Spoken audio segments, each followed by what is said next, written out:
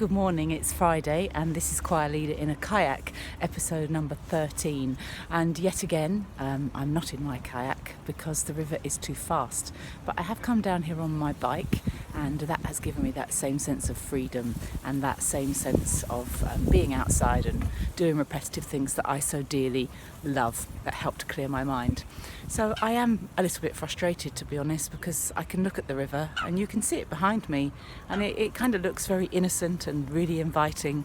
The sun has been shining this morning and I ideally want to go on the water, but I'm a bit of a risk taker, but I'm also kind of sensible and I know when it's time to, when enough is enough.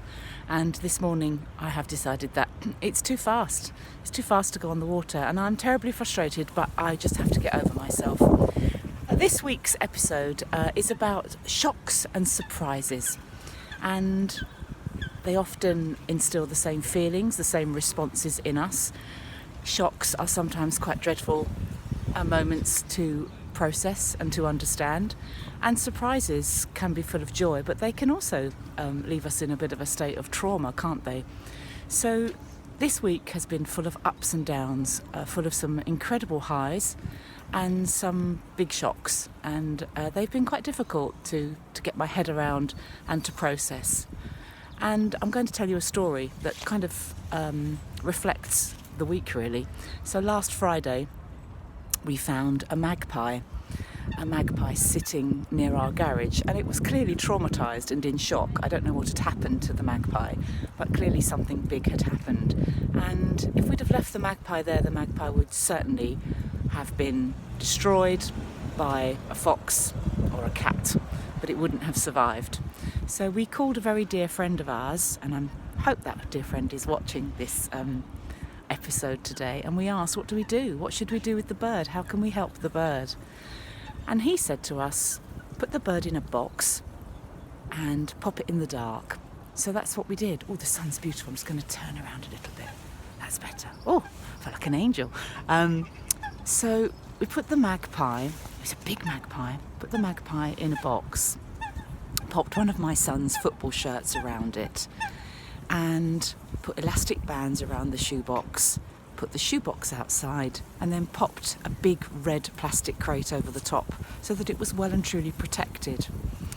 And the next morning my husband had instructed me to go out to see if the bird had survived the night, and I'm a bit of a scaredy cat, to be honest with you, when it comes to animals, so I didn't really want to open the box. So I gave the box a few prods and sort of moved it around a bit to see if I could get any response from the bird. And sure enough, I got a bit of a bang bang of his wings, so I felt assured that he or she was alive and okay.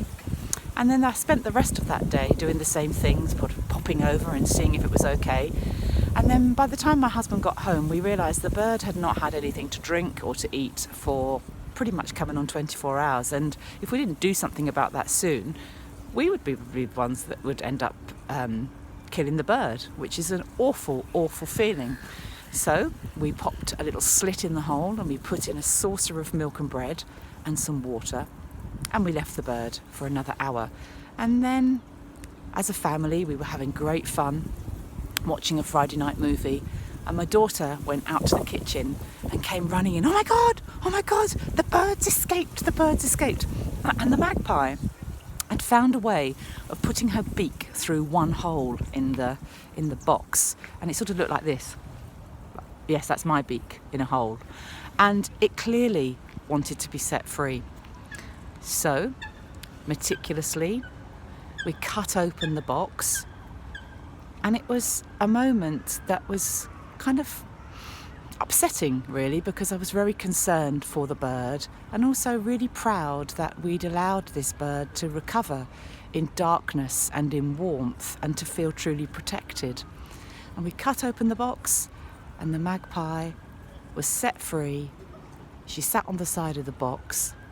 She did a poo, and then she flew off and surveyed the scene from the rooftops near to us. And I watched the bird and thought, that's how we often feel, isn't it, after a shock, a big, big shock. We just need to rest and recuperate and hope that somebody will look after us. And then when the time is right, when it's time for us to flee, we hope that person will set us free and watch us go. And it's a really quite a traumatic process. I'm really glad the bird was set free. I'm a big fixer. I like to make people feel better as much as I possibly can, whilst looking after my own needs in the process. As I say, this week has been full of highs, lots of amazing happy children at the choir we started, and so many happy choir members having that moment where they feel that their voices are heard, and they've so enjoyed the songs that we've started this term, and I have loved the process of watching that progress. We've had a bit of a shock and a bit of a setback with an ongoing illness in our family, which really has come as a big shock and a bit of a disappointment. So this morning when I woke up, I decided that I wanted to rest, a little bit like that bird. So I popped myself back in my bed. I slept for another couple of hours, and then I've woken up and I've come here, and I'm really pleased that I feel that I've looked after myself for a little while. And when I get home, I shall be singing, because I'm making some tracks today, and singing for me is probably the closest I get to feeling like I'm flying. So I hope you've enjoyed the episode. I hope you have lots and lots of lovely surprises this week, and not too many nasty shocks. But shocks are an inevitable part of messy life, so if they do come your way, then don't forget to look after yourself, and like that bird, you too will hopefully find your wings and fly again. Sending lots and lots of love, and look forward to seeing you next week.